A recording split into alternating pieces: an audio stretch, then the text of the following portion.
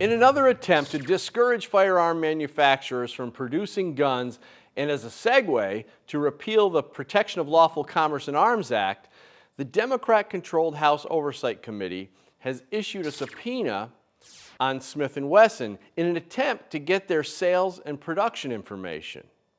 House Oversight Committee Chair and anti-gunner Representative Carolyn Maloney, a Democrat from New York, held a hearing on so-called gun violence.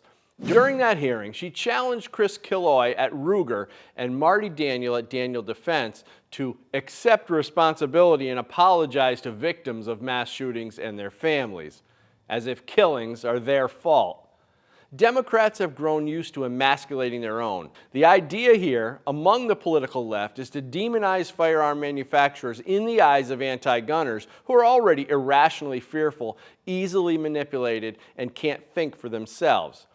Democrats love the anti-gunners because they can be scared into doing anything the left wants.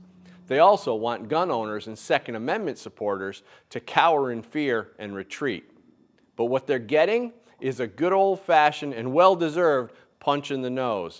The Second Amendment community is coming out in support of the gun manufacturers and hitting back. Long gone are the days when gun owners just sit back and keep their mouths shut.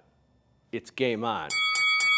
CEO Mark Smith of the iconic American Smith & Wesson Company had this to say to Democrat gun grabbers. It's no surprise that the cities suffering most from violent crime are the very same cities that have promoted irresponsible, soft-on-crime policies that often treat criminals as victims and victims as criminals. Many of these same cities also maintain the strictest gun laws in the nation, but rather than confront the failure of their policies, certain politicians have sought more laws restricting the Second Amendment rights of law-abiding citizens, while simultaneously continuing to undermine the institutions of law and order. It was clear during the hearing that Maloney's grandstanding was nothing more than continued anti-gun rhetoric in a desperate attempt to correlate semi-automatic rifles with violence. Of course, they use the typical anti-gun terminology such as weapons of war and gun violence and others. Gun violence, these weapons of war, assault weapons, gun trafficking. But in typical left-wing fashion, ill-informed Maloney used black people as a tool yet again to push her political agenda. Black men make up more than half of all gun victims in the United States, despite making up less than 6% of the population. At a certain point, you would think the left would realize that their anti-gun fear campaign is being seen as nothing more than a scam, even in the eyes of their battle-weary comrades.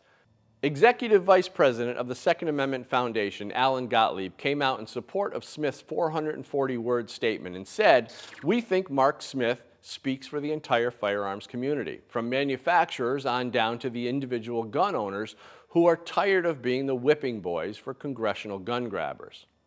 Coming back to give Maloney and her cohorts a well-deserved black eye, Gottlieb said, "Their collective moral compass is so dysfunctional, the needle has twisted off the dial." Gun grabbers are hitting the wall. They poked the bear one too many times.